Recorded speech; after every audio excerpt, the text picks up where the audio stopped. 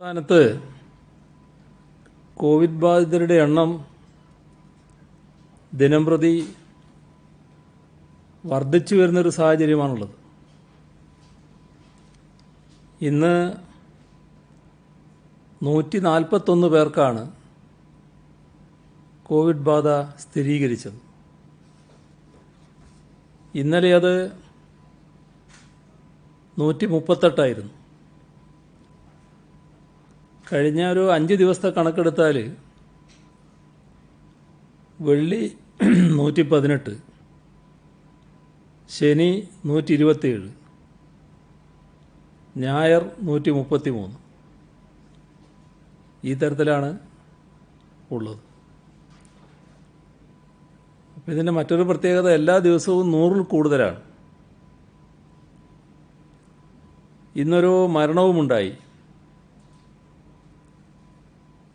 കൊല്ലം മയ്യനാട് സ്വദേശി വസന്തകുമാറാണ് മരിച്ചത്. അദ്ദേഹം ഡൽഹിയിൽ നിന്നും എത്തിയതായിരുന്നു.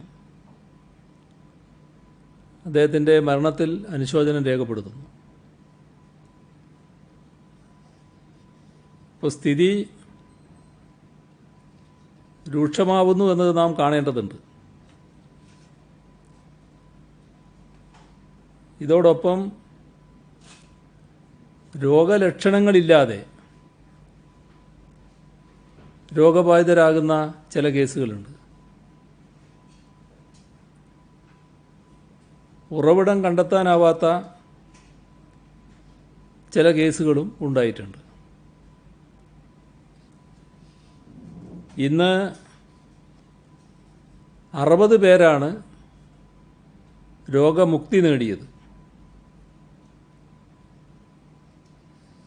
ഇന്നത്തെ രോഗം ബാധിച്ചവരിൽ 79 പേർ വിദേശത്തു നിന്ന് വന്നവരാണ്. മറ്റ് സംസ്ഥാനങ്ങളിൽ നിന്ന് 52 പേർ. സമ്പർക്കം 9 പേര്. Health worker 1.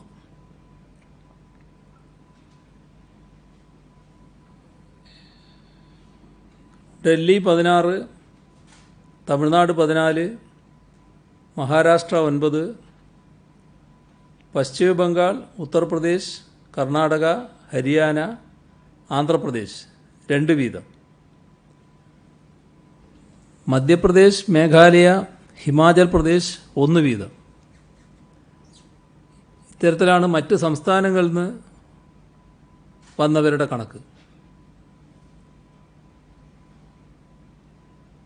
ജില്ലകളുടെ സ്ഥിതിയെടുത്താൽ പത്തനംതിട്ട, പാലക്കാട് 27 വീതം ആളുകളുണ്ട്. ആലപ്പുഴ 19, തൃശ്ശൂർ 14, എറണാകുളം 13, മലപ്പുറം 11, കോട്ടയം 8, കോഴിക്കോട്, കണ്ണൂർ 6 വീതം, തിരുവനന്തപുരം, കൊല്ലം 4 വീതം, വയനാട് 2. ഇതാണ് പോസിറ്റീവായവരുടെ ജില്ല തിരിച്ചുള്ള കണക്ക്. നെഗറ്റീവായവരുടെ ജില്ല തിരിച്ചുള്ളത് മലപ്പുറം 15, കോട്ടയം 12, തൃശ്ശൂർ 10, എറണാകുളം 6, പത്തനംതിട്ട 6, കൊല്ലം 4, തിരുവനന്തപുരം 3, വയനാട് 3, കണ്ണൂർ 1. 4473 സാമ്പിളുകളാണ് ഇന്ന് പരിശോധിച്ചത്. ഇതുവരെ 3451 പേർക്കാണ് സംസ്ഥാനത്ത് രോഗം സ്ഥിരീകരിച്ചത്. ഇപ്പോൾ ചികിത്സയിലുള്ളത് 1620 പേരാണ്. 1,50,196 പേരാണ് നിരീക്ഷണത്തിലുള്ളത്. 2206 പേരാണ് ആശുപത്രികളിൽ. ഇന്ന് 275 പേരെ ആശുപത്രിയിൽ പ്രവേശിപ്പിച്ചു. ഇതുവരെ 1,44,649 സാമ്പിളുകളാണ് പരിശോധനയ്ക്ക് അയച്ചത്. 3,661 സാമ്പിളുകളുടെ പരിശോധനാ ഫലം വരാനുണ്ട്. ഇതുവരെ സെന്റിനൽ സർവൈലൻസിൻ്റെ ഭാഗമായി മുൻഗണനാ വിഭാഗത്തിൽപ്പെട്ട 39,518 സാമ്പിളുകളാണ് ശേഖരിച്ചത്. അതിൽ 38,551 നെഗറ്റീവായി. ഹോട്ട്സ്പോട്ടുകളുടെ എണ്ണം 111. 100-ൽ കൂടുതൽ രോഗികൾ ചികിത്സയിലുള്ളത് മലപ്പുറം 201,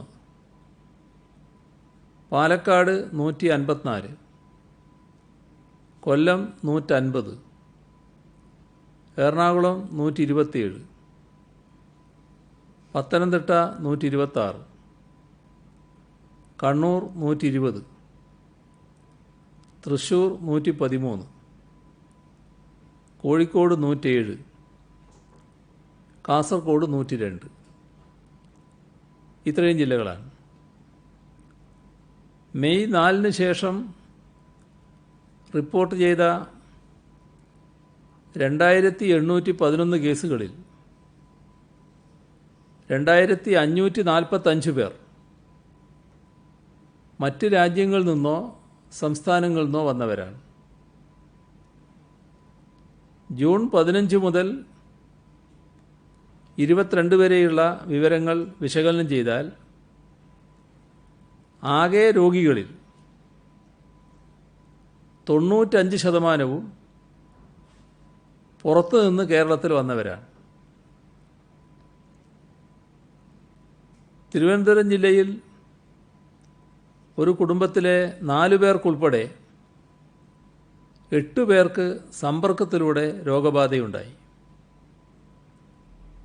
കാസർഗോഡ്, കോഴിക്കോട് ജില്ലകളിൽ കഴിഞ്ഞ ഒരാഴ്ചയായി ആർക്കും സമ്പർക്കത്തിലൂടെ രോഗം ബാധിച്ചിട്ടില്ല. രോഗലക്ഷണങ്ങൾ പ്രകടമല്ലാത്ത അസിംറ്റമാറ്റിക് കേസുകൾ പലയിടത്തായി ഉണ്ടാകുന്നുണ്ട്. വിദഗ്ധർ പറയുന്നത് അതിൽ വലുതായി ആശങ്കപ്പെടേണ്ടതില്ല എന്നാണ്. കോവിഡ് പകർച്ചവ്യാധിയുടെ കാര്യത്തിൽ ലോകത്തെല്ലായിടത്തും 60% കേസുകളിലും രോഗലക്ഷണങ്ങൾ വളരെ ലഘുവോ അപ്രത്യക്ഷമോ ആണ്. 20% കേസുകളിൽ ലക്ഷണങ്ങൾ മിതമായ രീതിയിൽ കാണുന്നു. തീവ്രമായ തോതിൽ ലക്ഷണങ്ങൾ കാണിക്കുന്നത് ബാക്കി വരുന്ന 20% ആളുകളിലാണ്. അവരിൽ 5%-ൽ താഴെ പേരെയാണ് ICUവിൽ അഡ്മിറ്റ് ചെയ്യേണ്ടി വരുന്നത്. രോഗലക്ഷണങ്ങൾ പുറത്ത് കാണിക്കാത്തവരിൽ നിന്ന് രോഗപകർച്ചയ്ക്കുള്ള സാധ്യത താരതമ്യേന കുറവാണ് എന്നും പറയുന്നുണ്ട്. നമ്മുടെ സംസ്ഥാനത്ത് ഇത് സാരമായ ചില പ്രശ്നങ്ങൾ സൃഷ്ടിക്കാനിടയുണ്ട്. നാം ഇപ്പോൾ വീടിന് പുറത്തിറങ്ങുമ്പോഴാണ് മാസ്ക് ധരിക്കുന്നതും ശാരീരിക അകലം പാലിക്കുന്നതും. വീടുകളിൽ സാധാരണ പോലെയാണ്. അപ്പോൾ ഒരു കാര്യം, വൈറസ് ബാധിച്ച് രോഗലക്ഷണമില്ല, അങ്ങനെയുള്ളവർ വീട്ടിനകത്ത് പ്രായം ചെന്നവരിലേക്കും കുഞ്ഞുങ്ങളിലേക്കും രോഗം പടർത്താൻ സാധ്യതയുണ്ട്. ഇത് ഗൗരവമായി കാണണം. അപ്പോൾ പൊതുസ്ഥലങ്ങളിൽ ഉള്ളതുപോലെ തന്നെയുള്ള കരുതൽ വീട്ടിനകത്തും കുടുംബാംഗങ്ങളോട് ഇടപഴകുമ്പോഴും വേണ്ടതുണ്ട്. അതിലേറ്റവും പ്രത്യേകതയുള്ളത് വയോധികരും കുഞ്ഞുങ്ങളുമായി ഇടപെടുമ്പോഴാണ്. നമ്മളിൽ ആരും രോഗബാധിതരായേക്കാം എന്ന ധാരണയോടെയാണ് ഇടപെടേണ്ടത് എന്നർത്ഥം. ഇതിനേക്കാൾ കൂടുതൽ ഗൗരവതരമായ പ്രശ്നമാണ് രോഗത്തിൻ്റെ ഉറവിടം കണ്ടെത്താൻ പറ്റാത്ത കേസുകൾ. അത് സമൂഹ വ്യാപനത്തിലേക്കുള്ള സൂചനയാണ്. ഇന്ത്യ മൊത്തമായി എടുത്താൽ ഉറവിടം കണ്ടെത്താനാകാത്ത കേസുകൾ 40%-ലധികമാണ്. കേരളത്തിലത് 2%-ലും താഴെയാണ്. ബാക്കി 98% കേസുകളിലും നമുക്ക് സോഴ്സ് കണ്ടെത്താനായിട്ടുണ്ട്. രോഗബാധയുടെ ഉറവിടം കണ്ടെത്താൻ പറ്റാത്ത സാഹചര്യങ്ങളിൽ കൃത്യമായ ഇൻ്റർവെൻഷൻ പ്രോട്ടോക്കോൾ നാം പാലിക്കുന്നുണ്ട്. ഉറവിടമറിയാതെ രോഗബാധയുണ്ടായ സ്ഥലങ്ങളിൽ ക്ലസ്റ്ററുകൾ രൂപീകരിക്കുകയും സമൂഹ വ്യാപനത്തിന് കാരണമായിട്ടുണ്ടോ എന്ന് അന്വേഷിക്കുകയും ചെയ്യുന്നുണ്ട്. അത്തരം പ്രദേശങ്ങളെ കണ്ടെയ്ൻമെൻറ്റ് സോണുകളായി തിരിച്ച് സുരക്ഷാ നടപടികൾ സ്വീകരിക്കുന്നു. ഈ നടപടികളുടെ ഫലമായി ക്ലസ്റ്ററുകൾ ഉണ്ടാകുന്നതും അതുവഴി സമൂഹ വ്യാപനം സംഭവിക്കുന്നതും തടയാൻ ഇതേവരെ നമുക്ക് സാധിച്ചിട്ടുണ്ട്. അതിനർത്ഥം സമൂഹ വ്യാപന ഭീഷണി ഒഴിഞ്ഞുപോയി എന്നല്ല. നാം കാണേണ്ടത് ഇവിടെ നമുക്ക് നിസ്സഹായരായി നിൽക്കാനാവില്ല. വ്യാപനത്തിൻ്റെ തോത് തടയാൻ സാധ്യമായ എല്ലാ മാർഗങ്ങളും തേടുകയാണ്. അതിൻ്റെ ഭാഗമായാണ് വിദേശ രാജ്യങ്ങളിൽ നിന്ന് വരുന്ന ആളുകളെ ടെസ്റ്റ് നടത്തി രോഗബാധിതരെയും രോഗമില്ലാത്തവരെയും വേർതിരിച്ചു കൊണ്ടുവരണമെന്ന ആവശ്യം നാം ഉയർത്തിയത്. പ്രധാനമന്ത്രിക്കുൾപ്പെടെ ഈ ആവശ്യം ഉന്നയിച്ച് സംസ്ഥാനം കത്തുകൾ എഴുതിയിരുന്നു. വിദേശ മന്ത്രാലയത്തിനും തുടർച്ചയായി കത്തെഴുതി. അതിൻ്റെ അടിസ്ഥാനത്തിൽ ഗൾഫ് രാജ്യങ്ങളിൽ വിമാനയാത്രികരെ ടെസ്റ്റ് ചെയ്യുന്നതുമായി ബന്ധപ്പെട്ട് വിദേശ മന്ത്രാലയം വിവിധ രാജ്യങ്ങളിലെ മിഷനുകളുമായി ബന്ധപ്പെട്ടിരുന്നു. അതിൻ്റെ വിശദാംശങ്ങൾ വിദേശ മന്ത്രാലയം സംസ്ഥാന ചീഫ് സെക്രട്ടറിയെ അറിയിച്ചിട്ടുണ്ട്. UAE ആണ് റാപ്പിഡ് ആൻറ്റിബോഡി ടെസ്റ്റ് നടത്തുന്നത്.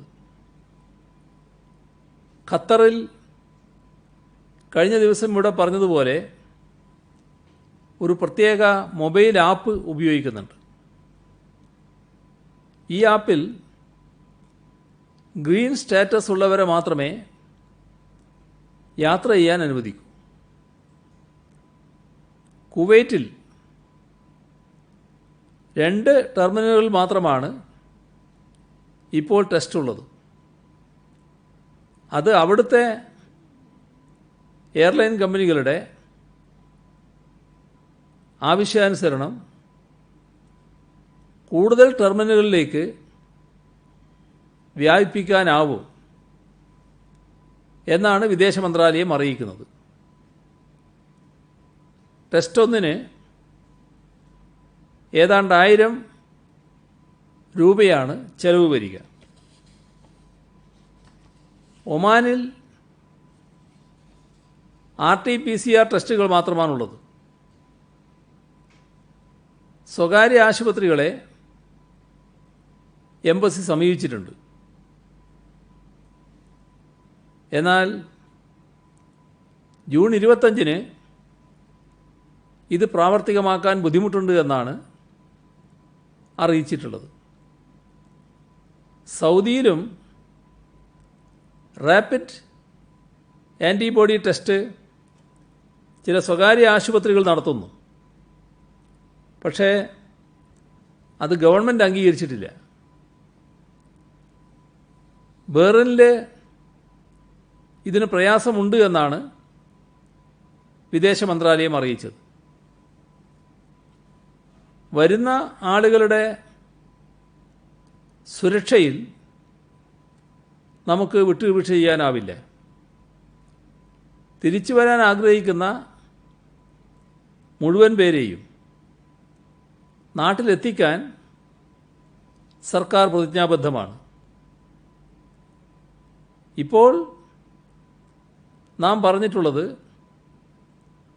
ജൂൺ 25 മുതൽ ചാർട്ടേഡ് ഫ്ലൈറ്റുകളും സ്വകാര്യ ഫ്ലൈറ്റുകളും വരുമ്പോൾ യാത്രക്കാർ ടെസ്റ്റ് ചെയ്തിരിക്കണമെന്നാണ്. യാത്രക്കിടയിൽ രോഗപ്പകർച്ച ഉണ്ടാകാൻ പാടില്ല. ഈ പശ്ചാത്തലത്തിൽ പ്രവാസികൾക്ക് പ്രയാസമില്ലാത്ത രീതിയിൽ എന്ത് ചെയ്യാനാകും എന്ന് കേന്ദ്ര ഗവൺമെൻറ്റുമായി ആലോചിക്കുകയാണ്. ഇക്കാര്യത്തിൽ ഉടനെ തന്നെ തീരുമാനമുണ്ടാകുമെന്നാണ് പ്രതീക്ഷിക്കുന്നത്. സംസ്ഥാനത്ത് ഇതുവരെ routine sample, augmented, Sentinel, pooled Sentinel, CBNAAT, Truenat എന്നീ വിഭാഗങ്ങളിലായി 1,92,000 സാമ്പിളുകൾ പരിശോധിച്ചിട്ടുണ്ട്. ഇതിൻ്റെ തോത് വർദ്ധിപ്പിക്കണമെന്നാണ് ആലോചിക്കുന്നത്. പരിശോധനാ കേന്ദ്രങ്ങളുടെ എണ്ണവും വർദ്ധിപ്പിക്കും. രോഗലക്ഷണമില്ലാത്തവരെ അടക്കം പരിശോധിച്ച് വൈറസ് വ്യാപനം തടയുകയാണ് ലക്ഷ്യം. കൂടുതൽ വിമാനങ്ങൾ എത്തുമ്പോൾ വിമാനത്താവളങ്ങളിൽ പരിശോധനയ്ക്ക് കൂടുതൽ ആളുകളെ നിയോഗിക്കും. സീനിയറായ IAS IPS ഉദ്യോഗസ്ഥർക്ക് വിമാനത്താവളങ്ങളിൽ ഈ ക്രമീകരണത്തിൻ്റെ ഏകോപന ചുമതല നൽകും. തിരുവനന്തപുരം, തൃശ്ശൂർ, മലപ്പുറം ജില്ലകളിൽ സമ്പർക്കത്തിലൂടെയുള്ള രോഗവ്യാപന നിരക്ക് ആപേക്ഷികമായി കൂടുതലാണ്. ഇവിടങ്ങളിൽ കർക്കശമായ നിയന്ത്രണ നടപടികൾ സ്വീകരിക്കും. തിരുവനന്തപുരത്ത് തുറന്ന് പ്രവർത്തിക്കുന്ന സർക്കാർ ഓഫീസുകളുടെ എണ്ണം കൂടുതലായതുകൊണ്ട് നിരത്തുകളിൽ വലിയ തിരക്ക് അനുഭവപ്പെടുകയാണ്. മാർക്കറ്റുകളിലും മാളുകളിലും സാധാരണ പോലെ ആൾക്കൂട്ടമുണ്ടാകുന്നു.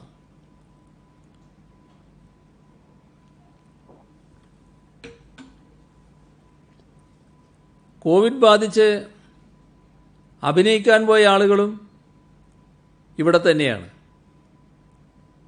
പനിയുണ്ടായിട്ടും ചുറ്റിക്കറങ്ങി എന്നാണ് പറയുന്നത്. ഇതൊക്കെ നാം അറിയാതെ നമുക്ക് ചുറ്റും രോഗം സഞ്ചരിക്കുന്നു എന്നതിൻ്റെ തെളിവാണ്. നഗരത്തിൽ ശക്തമായ നിയന്ത്രണ നടപടികൾക്ക് നിർദ്ദേശം നൽകിയിട്ടുണ്ട്. ഓഫീസുകളിലെ പൊതുജന സന്ദർശനങ്ങൾ ഒഴിവാക്കുക തന്നെ വേണം. ഇത് വില്ലേജ് ഓഫീസ് മുതൽ സെക്രട്ടേറിയറ്റ് വരെ ബാധകമാണ്.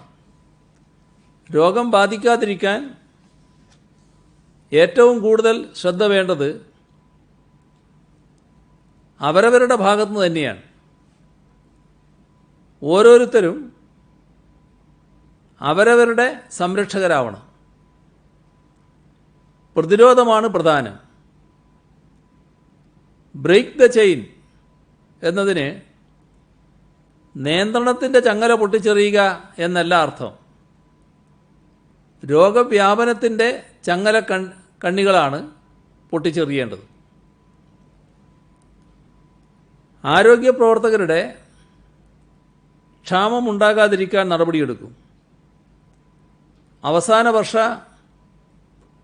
മെഡിക്കൽ വിദ്യാർത്ഥികൾക്ക് ക്ലിനിക്കൽ പോസ്റ്റിംഗ് കൊടുക്കും. ലോക്ക്ഡൗണിൽ ഇളവ് വരുത്തിയപ്പോൾ ബ്യൂട്ടി പാർലറുകളൊക്കെ തുറന്നിട്ടുണ്ട്.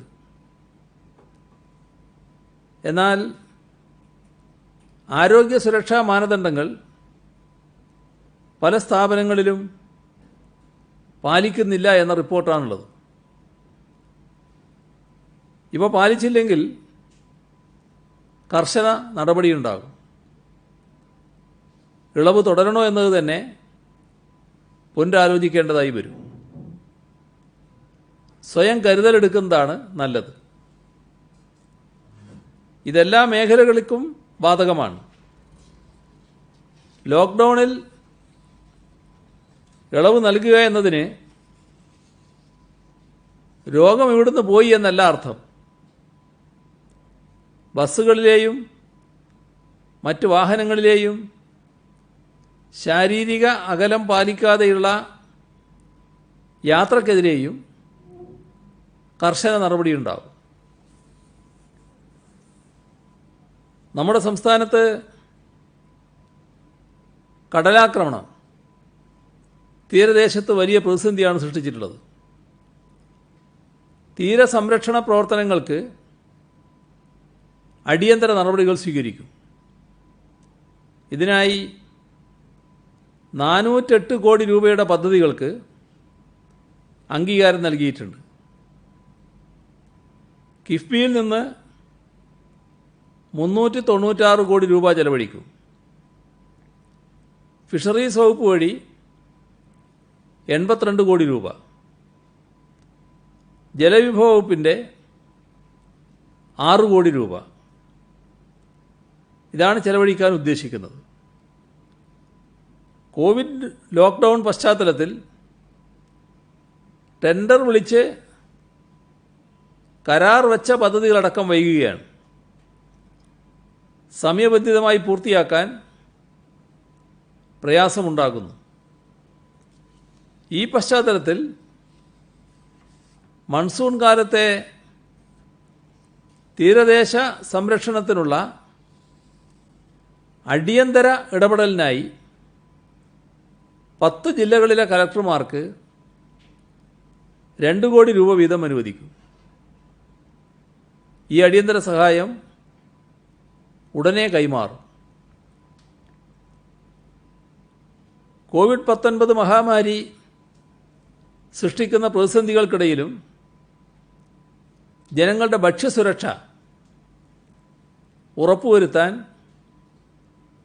സർക്കാർ ശ്രദ്ധാപൂർവം നിരന്തരം ഇടപെട്ടുകൊണ്ടിരിക്കുകയാണ്.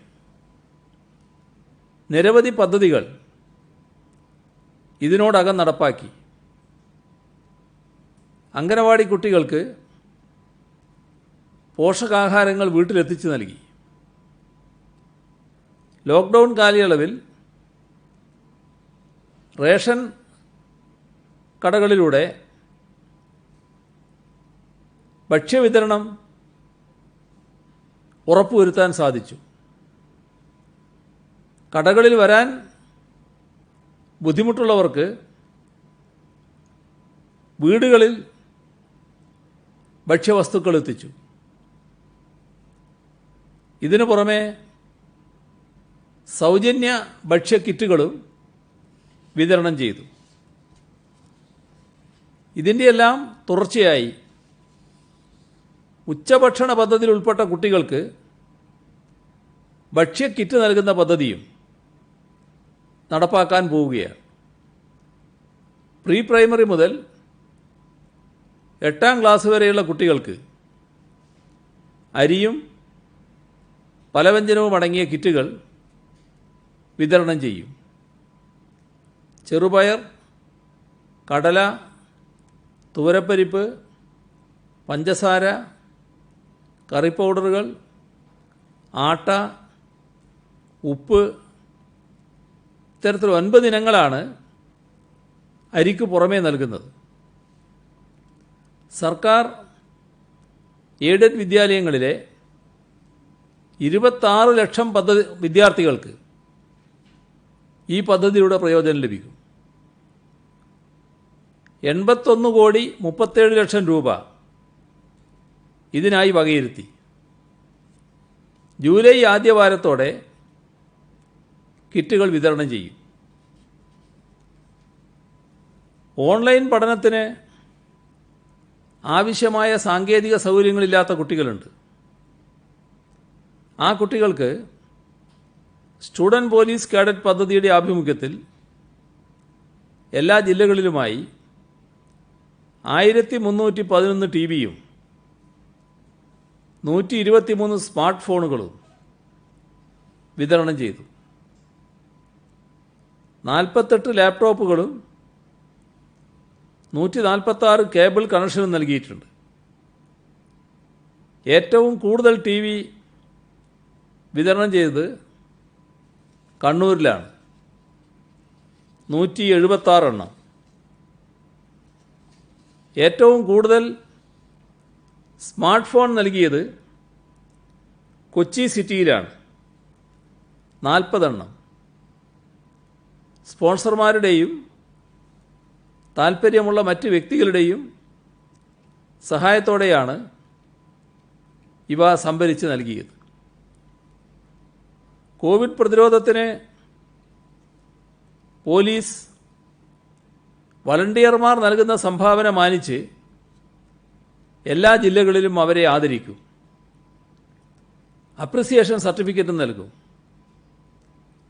റോപ്പ്, റോട്ടറി പോലീസ് എൻഗേജ്മെൻറ്റ് എന്ന പേരിൽ പോലീസ് വളണ്ടിയർമാർക്ക് ധരിക്കാനായി ജാക്കറ്റുകൾ നൽകുന്ന പദ്ധതിയുമായി കേരളത്തിലെ റോട്ടറി ക്ലബ്ബുകൾ മുന്നോട്ട് വന്നിട്ടുണ്ട്. മാസ്ക് ധരിക്കാത്ത 4320 സംഭവങ്ങൾ സംസ്ഥാനത്ത് ഇന്ന് റിപ്പോർട്ട് ചെയ്തിട്ടുണ്ട്. ക്വാറന്റൈൻ ലംഘിച്ച 10 പേർക്കെതിരെ ഇന്ന് കേസ് രജിസ്റ്റർ ചെയ്തു. ദുരിതാശ്വാസ നിധിയിലേക്ക് സംഭാവനകൾ സ്ഥാപനങ്ങളും വ്യക്തികളും നൽകുന്നുണ്ട്. പുന്നപ്ര വടക്ക് ഗ്രാമപഞ്ചായത്ത് 10 ലക്ഷം രൂപ,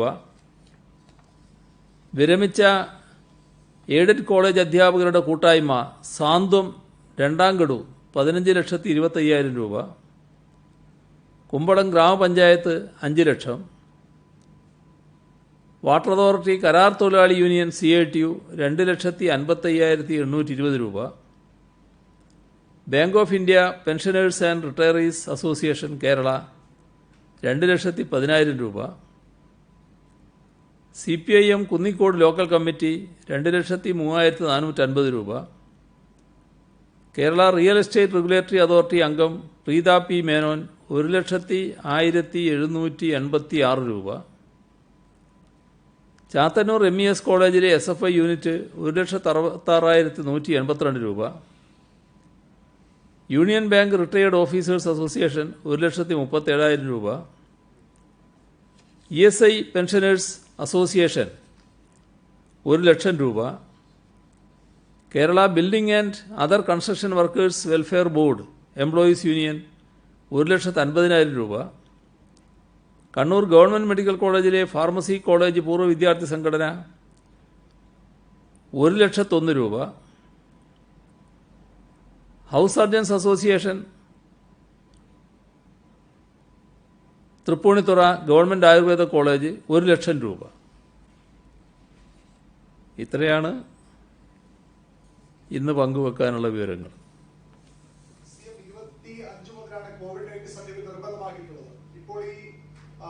പരിശോധന നടക്കാത്ത സാഹചര്യത്തിൽ അതുവരെയുള്ളവർക്ക് വേണ്ടതാണോ, അല്ലെങ്കിൽ അത് പരിശോധനയുള്ള സംവിധാനങ്ങൾ വരുന്നവരെ പരിശോധന ഇല്ലാത്ത ആളുകളെ കൊണ്ടുവരാനാണ്? എന്താണ് അക്കാലത്തൊരു തീരുമാനം ഉണ്ടാകുന്നത്?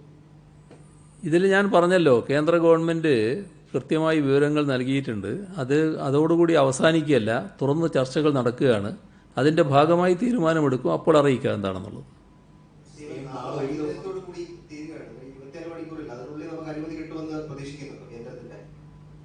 അല്ല, ഞാനീ പറഞ്ഞതിൽ അതെല്ലാം അടങ്ങിയിട്ടില്ലേ? ആ ചർച്ച കഴിയട്ടെ, എന്നിട്ട് പറയാം.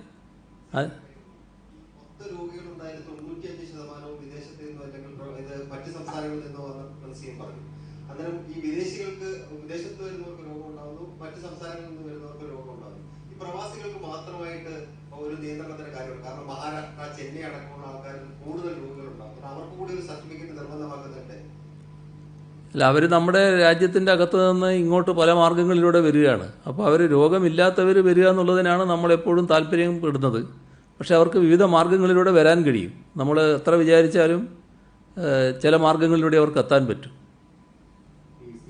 ഈ പ്രവാസി പ്രശ്നം വീണ്ടും പ്രതിപക്ഷം സജീവമായി സമരത്തിലേക്ക് വന്നിട്ടുണ്ട്. അവർ പറയുന്ന അപ്രായോഗികമായ നിർദ്ദേശങ്ങൾ മുന്നോട്ട് വരികയാണ്. നേരത്തെ നമ്മൾ ട്രൂനായിട്ട് പറഞ്ഞു, ഇപ്പൊ പല രാജ്യങ്ങളും അത് ഇല്ലെന്ന് പറയുന്നു. ഇപ്പൊ അടുത്ത രീതിയിലേക്ക് പോകുന്നു. ഇത് വേണ്ട എന്നുള്ള രീതിയിൽ തീരുമാനിച്ചു. അതിന്റെ അടിസ്ഥാനത്തിലാണ് ഈ ചില നിർദ്ദേശങ്ങൾ മുന്നോട്ട് വയ്ക്കുന്നതെന്നാണ് പ്രതിപക്ഷ നേതാവ് ഉൾപ്പെടെയുള്ള കോൺഗ്രസ് നേതാക്കളൊക്കെ പറയുന്നത്. അവർ സമരത്തിലേക്കും നീങ്ങി കഴിഞ്ഞു.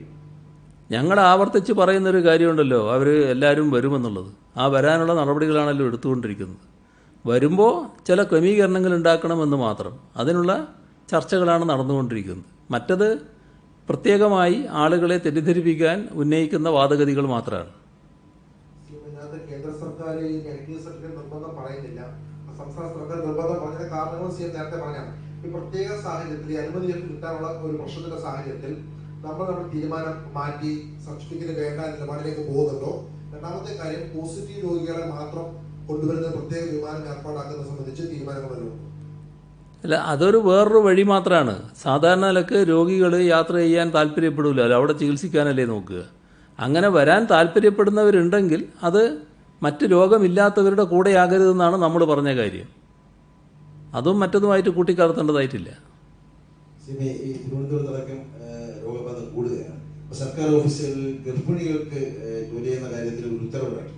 7 മാസത്തിന് മുകളിൽ ഗർഭാവസ്ഥയിലുള്ളവരാണ് സർക്കാർ ഓഫീസിലേക്ക് വരണം എന്ന് പറയുന്നത്. കേന്ദ്ര സർക്കാരാണെങ്കിൽ പ്രഗ്നന്റ് മാത്രമേ പറയുന്നുള്ളൂ. ഇപ്പൊ 7 മാസത്തിന് മുമ്പുള്ള 5 മാസം 6 മാസമുള്ള ഗർഭിണികൾ ജോലിക്ക് എത്തണമെന്നാണോ? അത് രോഗം ബാധിക്കാനുള്ള സാധ്യത ഉണ്ടാവില്ല. രോഗം ബാധിക്കുക എന്ന് പറയുന്നത് എല്ലാവർക്കും ബാധിക്കാൻ സാധ്യതയുള്ളതാണല്ലോ. അതിനുള്ള ക്രമീകരണങ്ങളാണ് നമ്മൾ കഴിയാവുന്നത്ര ഉറപ്പുവരുത്താൻ നോക്കുന്നത്, വരാതിരിക്കാനുള്ള ക്രമീകരണങ്ങൾ. ഈ പറയുന്ന പ്രത്യേക പ്രശ്നം ഏതെങ്കിലും തരത്തിൽ ബാധിക്കുന്നുണ്ടെങ്കിൽ നമുക്കതിൻ്റെ വിദഗ്ധ സമിതിയുമായി പരിശോധിക്കാം. ഈ ടെസ്റ്റുമായി ബന്ധപ്പെട്ട് ഒരു ആശയക്കുഴപ്പത്തിലുള്ളത് ഇപ്പോൾ ടെസ്റ്റിന് സമയമുള്ള തീരുമാനമെടുക്കാൻ, പക്ഷേ ടെസ്റ്റ് വേണമെന്ന നിലപാടിൽ സംസ്ഥാന സർക്കാർ ഉറച്ചു നിൽക്കുകയും ചെയ്യുന്നു. അപ്പൊ ഇക്കാര്യത്തിൽ ഉടൻ ഒരു ആ തീരുമാനത്തിൽ പിന്നോട്ട് പോകാനുള്ള എന്തെങ്കിലും സാധ്യതയുണ്ടോ ഈ നിർദ്ദേശം വരുമ്പോൾ? കേന്ദ്ര ഗവൺമെൻറ് ഇപ്പോൾ വ്യക്തമാക്കിയതിൽ ഒരു കാര്യം വ്യക്തമായല്ലോ. ഇപ്പോൾ എല്ലാവരും പറഞ്ഞിരുന്നത് കുവൈറ്റ് എന്ന് പറയുന്ന രാജ്യത്ത് യാതൊരു ടെസ്റ്റും നടക്കില്ല എന്നാണല്ലോ. ഇപ്പോൾ കേന്ദ്ര ഗവൺമെൻറ് പറഞ്ഞത് കേട്ടില്ലേ? കുവൈറ്റിൽ ടെസ്റ്റ് നടക്കുന്നുണ്ട്, അവിടെയുള്ളവർക്ക് മാത്രമാണ്. അത് മറ്റ് എയർലൈൻസുകളുടെ അപേക്ഷയുണ്ടായാൽ അവർക്കൊന്നും നൽകാൻ അവർ സന്നദ്ധമാണ് എന്ന് പറഞ്ഞില്ലേ? അപ്പോൾ നല്ല രീതിയിൽ കാര്യങ്ങൾ പുരോഗമിക്കുന്നുണ്ട്. നമുക്ക് നോക്കാം ചർച്ചകളുടെ ഫലം എന്താണെന്നുള്ളത്. വരുന്നവർക്ക് മാത്രം മതിയോ പരിശോധന സർട്ടിഫിക്കറ്റ്, അതോ മറ്റ് രാജ്യങ്ങളിൽ നിന്ന്, യൂറോപ്പ് അടക്കമുള്ള സ്ഥലങ്ങളിൽ നിന്ന് വരുന്നവർക്ക് സർട്ടിഫിക്കറ്റ് നിർബന്ധമാണോ? മറ്റ് രാജ്യങ്ങളിൽ നിന്ന് വരുന്നവർ സാധാരണഗതിയിൽ ഇത്തരം ഒരു നിലപാട് സ്വീകരിക്കണം. അത് തന്നെയാണ് ഞങ്ങൾ പറഞ്ഞിട്ടുള്ളത്. മിഷനിൽ വന്ദേ ഭാരത് മിഷനിൽ നിന്ന് അമേരിക്കയിൽ നിന്നുള്ള വിമാനങ്ങൾ ഇപ്പോൾ അവരെ ഒഴിവാക്കിയിരിക്കുകയാണ്. നേരത്തെ ഈ ജൂലൈ 1-നും 8-നൊക്കെ ചിക്കാഗോയിൽ നിന്നൊക്കെ കൊച്ചിയിലേക്ക് വിമാനം ചാർട്ട് ചെയ്തതാണ്. ഇപ്പോൾ അത് കേന്ദ്ര സർക്കാർ അമേരിക്ക അങ്ങനെ അനുമതി നൽകുന്നില്ല പിന്മാറിയിരിക്കുകയാണ്. ധാരാളം ആളുകൾ അവിടെ നിന്ന് ടിക്കറ്റ് ബുക്ക് ചെയ്തവർക്കും മറ്റും ഇപ്പോൾ എന്ത് ചെയ്യണമെന്ന് അറിയാത്തൊരു ആശങ്കയിലാണ്. അപ്പോൾ അക്കാര്യത്തിൽ എന്തെങ്കിലും ഇടപെടൽ നടത്താൻ കഴിയുമോ? ഇത് നേരത്തെ ഇടപെട്ട കാര്യമാണല്ലോ. നേരത്തെ ഇന്ത്യ ഗവൺമെൻറ് മറ്റ് പ്രധാന നഗരങ്ങളിൽ വിമാനം നേരിട്ട് കൊണ്ടുവരുമ്പോൾ നമ്മൾ അവരോട് ആവശ്യപ്പെട്ടതാണ് അതങ്ങനെ വരുന്ന വിമാനം അത് ഇവിടത്തേക്ക് കൂടി നീട്ടണമെന്നുള്ളത്. നമ്മുടെ കേരളത്തിലെ ഏതെങ്കിലും ഒരു വിമാനത്താവളത്തിലേക്ക് അത്തരം വിമാനങ്ങൾ ഇപ്പോൾ ബോംബെയോ ബാംഗ്ലൂരോ അങ്ങനെ ഏതെങ്കിലും പ്രധാന സിറ്റികളിലേക്ക് വരുന്ന വിമാനങ്ങൾ ഇങ്ങോട്ടേക്ക് നീട്ടണമെന്ന് ആവശ്യപ്പെട്ടുകൊണ്ട് നേരത്തെ കത്തയച്ച വിവരം ഞാൻ തന്നെ പറഞ്ഞതാണല്ലോ. അത് സംസ്ഥാന ഗവൺമെൻറ് ആവശ്യം ഉന്നയിച്ചുകൊണ്ടേയിരിക്കുകയാണ്. ഒഴിവാക്കുന്നു. ഈ വന്ദേ ഭാരത് മിഷനുമായി ബന്ധപ്പെട്ടുള്ള കാര്യമാണ്. ഒന്നും കേട്ടില്ല. വന്ദേ ഭാരത് മിഷനിൽ നിന്നും അമേരിക്കയിൽ നിന്നുള്ള വിമാനങ്ങൾ ഒഴിവാക്കുന്നു. അപ്പം അവിടെ അതേപറ്റിയാണ് ഇപ്പോൾ ചോദിച്ചത്. അതെ, അതിന് തന്നെയാണ് ഞാൻ പറയുന്നത്. ഇന്ത്യ ഗവൺമെൻറ് ഇപ്പോൾ വിമാനങ്ങളെ കൊണ്ടുവരുന്ന കാര്യത്തിൽ മറ്റ് രാജ്യങ്ങളിൽ നിന്ന് വരുമ്പോൾ ബോംബെ ബാംഗ്ലൂർ മുതലായ നഗരങ്ങളിലേക്ക് വരുന്നുണ്ട്. ആ വിമാനങ്ങൾ കേരളത്തിലേക്ക് കൂടി എക്സ്റ്റെൻഡ് ചെയ്യുന്ന തരത്തിൽ അവരുടെ പ്രോഗ്രാം ഷെഡ്യൂൾ ചെയ്താൽ അതിനകത്ത് മലയാളികളായിട്ടുള്ളവർക്ക് വരാൻ സൗകര്യമാവും. അതാണ് നമ്മൾ നേരത്തെ ആവശ്യപ്പെട്ടത്. ആ കാര്യമാണ് ഞാൻ നേരത്തെ വ്യക്തമാക്കിയത്. സിഎം ആദ്യം പറഞ്ഞപ്പോൾ ഈ മറ്റ് സംസ്ഥാനങ്ങളിൽ വരുന്നവരുടെ കണക്ക് പറഞ്ഞു. ഇപ്പൊ 52 പേര് ഇതര സംസ്ഥാനത്ത് വന്നവരുടെ ഓരോ സംസ്ഥാനം തിരിച്ച് സിഎം പറഞ്ഞിരുന്നു. ഇതുപോലെ ഇപ്പൊ തമിഴ്നാട് അവരുടെ കണക്ക് പറയുമ്പോൾ അവർ പ്രഖ്യാപിക്കുമ്പോൾ കേരളത്തിൽ നിന്നും അവിടേക്ക് ചെന്ന 60 പേർക്ക് കോവിഡ് സ്ഥിരീകരിച്ചായിട്ട് തമിഴ്നാട് ഒഫീഷ്യലായിട്ട് പ്രഖ്യാപിക്കുന്നുണ്ട്. പക്ഷെ നമ്മൾ അത് ഇതുവരെയും ഇവിടെ പറഞ്ഞു കാണുന്നില്ല. ഞങ്ങൾക്ക് അതിനെപ്പറ്റി കൃത്യമായ വിവരമില്ല, അതുകൊണ്ടാണ് പറയാത്തത്. സിഎം ഈ കഴിഞ്ഞ ദിവസങ്ങളിലൊക്കെ ഈ കോവിഡിനിടയിൽ വലിയ വിവാദമുണ്ടായപ്പോൾ അങ്ങുൾപ്പെടെ ഇടപെട്ട് സംസാരിച്ചാണ് KPCC അധ്യക്ഷന്റെ ഒരു വിവാദ പരാമർശം. അതിനെതിരെ ഇപ്പോൾ പ്രതിപക്ഷ നേതാവ് മുൻ മുഖ്യമന്ത്രി ഉൾപ്പെടെയുള്ള കോൺഗ്രസ് നേതാക്കളൊക്കെ തിരിച്ചു വാർത്താ സമ്മേളനം നടത്തുമ്പോൾ പറയുന്നത് അങ്ങ് പല കാലങ്ങളായി ഉപയോഗിച്ച ചില പ്രയോഗങ്ങളൊക്കെ എടുത്തുകൊണ്ട് അതൊക്കെ ഇന്ന ദിവസം ഇത് ഇന്നയാൾക്ക് എന്നത് പറഞ്ഞു. അപ്പൊ ഏറ്റവും കൂടുതൽ ഇത്തരത്തിലുള്ള പ്രയോഗങ്ങൾ നടത്തിയത് അങ്ങാണ് കേരള രാഷ്ട്രീയത്തിൽ എന്നുള്ള രീതിയിലാണ് രമേശ് ചെന്നിത്തല അടക്കമുള്ളവർ പറഞ്ഞത്. മുല്ലപ്പള്ളി പറയുന്ന വലിയ രീതിയിൽ അത് അങ്ങ് ഒരു രാഷ്ട്രീയമായി അവതരിപ്പിച്ചു എന്നുള്ളൊരു ആരോപണം കൂടി ഇക്കാലത്ത് പ്രതിപക്ഷ നേതാക്കൾ ഒന്നടങ്കം ഉന്നയിച്ചു. മുല്ലപ്പള്ളി പറഞ്ഞതിനോട് എന്താണ് നില എന്നുള്ളത് വ്യക്തമാക്കേണ്ടത്. അത് കോൺഗ്രസിൻ്റെ തന്നെ ശുദ്ധ വാക്കുകളാണെന്നല്ലേ പ്രതിപക്ഷ നേതാവ് പറഞ്ഞത്. കോൺഗ്രസിൻ്റെ വാക്കുകൾ അദ്ദേഹം പറഞ്ഞു എന്നാണല്ലോ പറഞ്ഞത്. കോൺഗ്രസ് ആ രീതിയിൽ എത്തിയെന്നാണോ നമ്മൾ മനസ്സിലാക്കേണ്ടത്?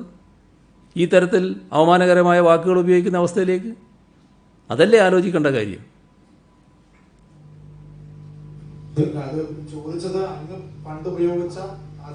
അതിനല്ല അന്നേ ഞാൻ മറുപടി പറഞ്ഞിട്ടുണ്ട്. അതിനൊക്കെ അന്നേ ഞാൻ മറുപടി പറഞ്ഞിട്ടുണ്ട്.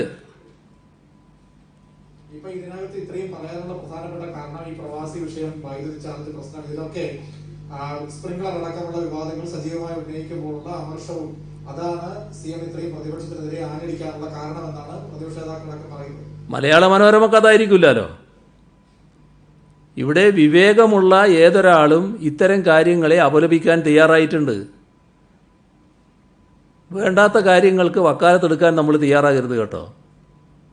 സിഎം ശ്രദ്ധിക്കുന്നുണ്ടോ? സിഎമ്മിനെതിരെ സൈബർ സ്പേസിൽ സിഎം പറഞ്ഞ വാക്കുകൾ പണ്ട് മുതലേ ഓരോ രാഷ്ട്രീയ നേതാക്കൾ NK പ്രേമേന്ദ്രൻ ഉൾപ്പെടെ വിളിച്ച വാക്കുകൾ എടുത്തിട്ട് സൈബർ കോൺഗ്രസ് ആകട്ടെ സിഎമ്മിനെതിരെ വലിയ പടയൊരുക്കം അവിടെ നടക്കുന്നുണ്ട്.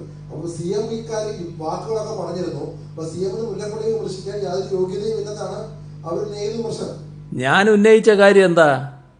ഈ നാടാകെ ഒന്നിച്ചൊരു പോരാട്ടം നടത്തുന്നു. ആ ഒന്നിച്ച് നടത്തുന്ന പോരാട്ടം നമ്മുടെ നാട്ടിൻ്റെ ഒരു ദുരന്തത്തിനെതിരായിട്ടാണ്. ജനങ്ങളാകെ ഒന്നിച്ച് പോരാടുന്നു. ആ പോരാട്ടത്തിന് നേതൃത്വം കൊടുക്കുന്ന ഒരു മന്ത്രിയെ അതിൽ നിന്ന് വേർതിരിച്ച് നിർത്തി ആക്ഷേപിക്കുന്ന ഹീനമായ പദപ്രയോഗങ്ങൾ ഉപയോഗിച്ച് ആക്ഷേപിക്കുന്ന നില വന്നു. അങ്ങേയറ്റം അപഹസിക്കുന്ന നില വന്നു. എന്താണ് അതിൻ്റെ ഉദ്ദേശം? അതിനെയാണ് ഞാൻ വിമർശിച്ചത്. അതാണോ മറ്റുള്ളതുമായിട്ട് ബന്ധപ്പെടുത്തി പറയാനുള്ളത്? നേരത്തെയുള്ള പദപ്രയോഗങ്ങൾ ഇത് തമ്മിൽ താരതമ്യം ചെയ്യാൻ പറ്റാത്ത രീതിയിൽ അത്രയും മോശമാണല്ലോ. എങ്ങനെ? നേരത്തെ പറഞ്ഞ പദപ്രയോഗങ്ങളും ഇതും തമ്മിൽ താരതമ്യം ചെയ്യാൻ പറ്റാത്ത രീതിയിലാണ്. ഈ ഒരു സമയമായതുകൊണ്ടാണ് ഈ പ്രശ്നം. അങ്ങനെയാണോ? നേരത്തെ പറഞ്ഞ ഏത് പദപ്രയോഗമാണ് നിങ്ങൾ പറയുന്നത്? ഇവിടെ മുല്ലപ്പള്ളി രാമചന്ദ്രൻ എന്ന KPCCയുടെ പ്രസിഡന്റ് KPCC പ്രസിഡന്റ് സ്ഥാനത്ത് ഇരുന്നു കൊണ്ട് പറഞ്ഞ കാര്യങ്ങൾ അത്യന്തം ഹീനമായ കാര്യമാണെന്ന് നമ്മുടെ നാട്ടിലെ ചിന്തിക്കുന്നവരെല്ലാം പറയുന്നു. അതിൽ ഞാൻ ഉറച്ചു നിൽക്കുന്നു എന്ന് അദ്ദേഹം പറയുന്നു. അതിനുശേഷം KPCC പ്രസിഡന്റിൻ്റെ വാക്കുകൾ കോൺഗ്രസിൻ്റെ വാക്കുകളാണ് എന്ന് പ്രതിപക്ഷ നേതാവ് പറയുന്നു. അതാണ് കോൺഗ്രസിൻ്റെ വാക്കുകൾ എന്ന രീതിയിൽ പറയുന്നു. അതിനെയാണോ നമ്മൾ അംഗീകരിക്കേണ്ടത്? അതല്ലേ കാണേണ്ടത്? സിനിമയുടെ ഒരു ചരിത്ര സിനിമയുമായി ബന്ധപ്പെട്ട് ചില കോലാഹലങ്ങൾ നടക്കുന്ന ശ്രദ്ധയപ്പെട്ടുണ്ട്. വാര്യംകുന്നത്ത് കുഞ്ഞഹമ്മദ് ഹാജിയുടെ ചരിത്ര സിനിമയാക്കാൻ ഒരുങ്ങുമ്പോൾ അതിനെതിരെ ഹിന്ദു ഐക്യവേദി അടക്കമുള്ള ആളുകൾ രംഗത്ത് വന്നു. അങ്ങോട്ടും ഇങ്ങോട്ടുള്ള പലതരത്തിലുള്ള പോർവിളികളും മറ്റും നവമാധ്യമങ്ങളിലൂടെ മറ്റും നടക്കുന്നു. ഇത് എന്താണ് CM-ന്റെ അഭിപ്രായം? ശ്രദ്ധയപ്പെട്ടതാണോ? വാര്യംകുന്നത്ത് കുഞ്ഞഹമ്മദ് ഹാജി എന്ന് പറയുന്നത് നമ്മുടെ നാട്ടിൽ ധീരമായ രീതിയിൽ ബ്രിട്ടീഷ് സാമ്രാജ്യത്തിനെതിരെ പടപൊരുതിയ ഒരു പടനായകനാണ്. അത് ഈ വിവാദം എൻ്റെ ശ്രദ്ധയിലില്ല, പക്ഷെ അതൊരു പടനായകനാണ് എന്ന് നമ്മൾ ഓർക്കണം. അദ്ദേഹത്തെ ആദരിച്ചുകൊണ്ട് തന്നെയാണ് കേരളം എല്ലാ കാലത്തും പോയിട്ടുള്ളത്. അതിനകത്ത് വേറെ വർഗീയ ചിന്തയുടെ ഭാഗമായിട്ട് എന്തെങ്കിലും വരുന്നുണ്ടോ എന്നുള്ളത് എനിക്കറിയില്ല. അപ്പോൾ നമുക്ക് ഈ കോവിഡിന്റെ ഈ ഒരു നേരത്തെ പ്രതിപക്ഷത്തിന്റെ ഒരു ആരോപണം കൂടി അവർ ഉന്നയിക്കുന്നത് ഈ കോവിഡിൽ രാഷ്ട്രീയം കലർത്തുന്നത് സർക്കാരാണ്. ഇപ്പൊ പല അങ്ങ് നേരത്തെ പറയേണ്ട ചില സമരങ്ങളിൽ തിക്കി UDF നേതാക്കൾ വന്നു. അതിനൊരു മറുപടി പ്രതിപക്ഷ നേതാവ് പറയുന്നത് കുഞ്ഞനന്ദന്റെ സംസ്കാര ചടങ്ങിൽ 2000-ഓളം പേർ പങ്കെടുത്തു, അതിനെ അപലപിച്ചില്ല, അതിൽ കേസ് ഉണ്ടാവില്ല. ഇതിലൊക്കെ ഈ കോവിഡ് കാലത്തെ കേസുകൾക്കൊക്കെ തന്നെ പ്രതിപക്ഷ നേതാക്കൾക്കെതിരെ മാത്രമാണ്, അവരുടെ പാർട്ടിക്കെതിരെ മാത്രമാണ് എന്നൊരു ആക്ഷേപം കൂടി അവർ ഉന്നയിക്കുന്നത്. അതിപ്പോൾ ഇന്നലെയോ മെനയാന്നോ മറ്റോ ഒരു ഫാദർ കിണറ്റിൽ വീണ് മരിച്ചില്ലേ? അപ്പോൾ അവിടെ ധാരാളം ആളുകൾ ചെന്ന് ചാടുന്ന നിലയുണ്ടായല്ലോ, ചെന്ന് കാണുന്ന നിലയുണ്ടായല്ലോ. ഇത്തരം ഘട്ടങ്ങളിൽ ആളുകൾ കൂടാതിരിക്കുക എന്നുള്ളത് വളരെ പ്രധാനമാണ്. പക്ഷേ നമ്മുടെ നാടിൻ്റെ ഒരു സംസ്കാരമനുസരിച്ച്, നേരത്തെയുള്ള ശീലമനുസരിച്ച് മരണപ്പെട്ടു എന്നൊക്കെ കേട്ടാൽ എല്ലാവരും അവിടെ ഓടിയെത്തുന്നൊരു നിലയുണ്ട്. കഴിയാവുന്നത്ര ഒഴിഞ്ഞു നിൽക്കാൻ ശ്രമിക്കുക എന്നുള്ളത് പൊതു അഭ്യർത്ഥനയായിട്ട് എല്ലാ കാലത്തും നമ്മൾ പറയുന്നതാണ്. അതും ഇതും ഒന്നാണോ? നിങ്ങളൊരു മരണസ്ഥലത്ത് പോയിട്ടുള്ള ഒരു സംഭവത്തെ ഈ നേതാക്കന്മാരായിട്ടുള്ളവർ ഇങ്ങനെ തിക്കി നിങ്ങളുടെ മുമ്പിൽ പ്രത്യക്ഷപ്പെടുന്നത്, അതാണോ അനുകരണീയമായ മാതൃക? അതല്ലേ ഒഴിവാക്കേണ്ടത്? ഈ സ്പ്രിംഗ്ലർ, പമ്പെന്ന മണലെടുപ്പ് തുടങ്ങി ഈ കോവിഡ് കാലത്ത് സർക്കാർ കൊള്ള നടത്തുന്നുവെന്നും അതിനെല്ലാം തടയിട്ടത് പ്രതിപക്ഷമാണെന്നും കഴിഞ്ഞ ദിവസങ്ങളിൽ പ്രതിപക്ഷ നേതാവ് പറഞ്ഞു. ഇതിലെന്തെങ്കിലും വാസ്തവമുണ്ടോ? ഇതെല്ലാം എത്രയോ തവണ പറഞ്ഞ കാര്യങ്ങൾ നിങ്ങൾക്ക് പിന്നെയും അത് ചർച്ച ചെയ്യണം എന്ന് എന്തുകൊണ്ടാണ് തോന്നുന്നത് എനിക്ക് മനസ്സിലാകുന്നില്ല. ഇവിടെ നാം കാണേണ്ടത് സ്പ്രിംഗ്ലർ എന്ന് പറയുന്ന ഏർപ്പാടുകൾ വന്നത് നമ്മുടെ നാട്ടിൽ ഒരു മഹാദുരന്തത്തെ നേരിടാൻ ആവശ്യമായ ഡാറ്റാ ശേഖരണം വേണം. അത് കൃത്യമായി നടപ്പാക്കാൻ പറ്റണം.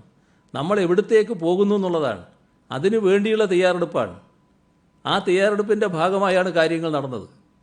അതാണ് നമ്മൾ വേർതിരിച്ചറിയേണ്ടത്. പമ്പയിലെ മണലെന്ന് പറയുന്നത് അവിടെ നിന്ന് എടുക്കേണ്ടതാണ് എന്ന് എല്ലാ കാലത്തും ചിന്തിച്ചുകൊണ്ടിരിക്കുന്ന കാര്യമാണ്. അതിൻ്റെ ഭാഗമാണ് അവിടെ മണലെടുത്തുകൊണ്ടിരിക്കുന്നത്.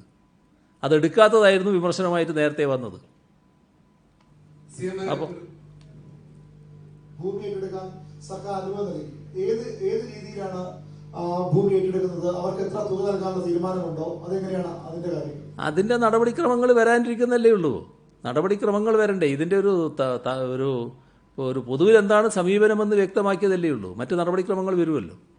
പണം കൊടുത്താണോ? കാരണം പണം കൊടുക്കുന്നതിന്റെ അഴിമതി എന്ന് പറയുന്നത് PM സുധീരന്റെ വാർത്താ സമ്മേളനമല്ലോ ഉണ്ടായിരുന്നു. അതൊക്കെ സാങ്കേതികമായി ഏറ്റവും സുരക്ഷിതമായ മാർഗത്തിലൂടെ മാത്രമേ എടുക്കൂ. അതിനെപ്പറ്റി ഒരാശങ്കയും ഉണ്ടാകേണ്ടതില്ല.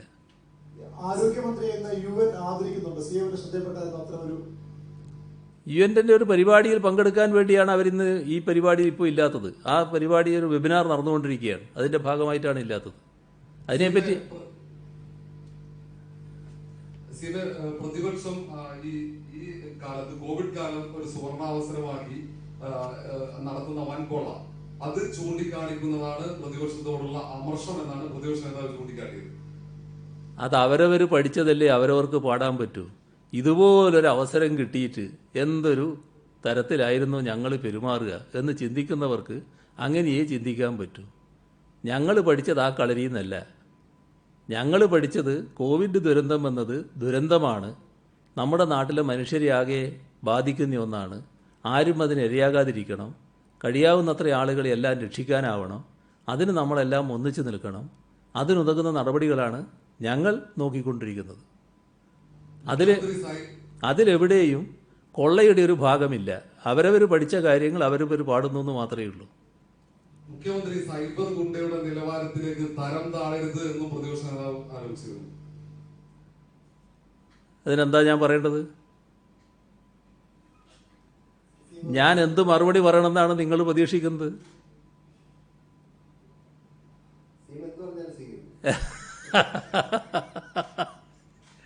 അതൊക്കെയാണ് ഞാൻ പറഞ്ഞത്. അതൊക്കെ പറയുന്ന ആളുകൾ ചിന്തിച്ചോളുക എന്നുള്ളത് മാത്രമേ ഉള്ളൂ. നിങ്ങളും ആലോചിക്കണം എന്തൊക്കെ പറയണം എന്നുള്ളത്. ശരി, നമുക്കിവിടെ നിർത്താം.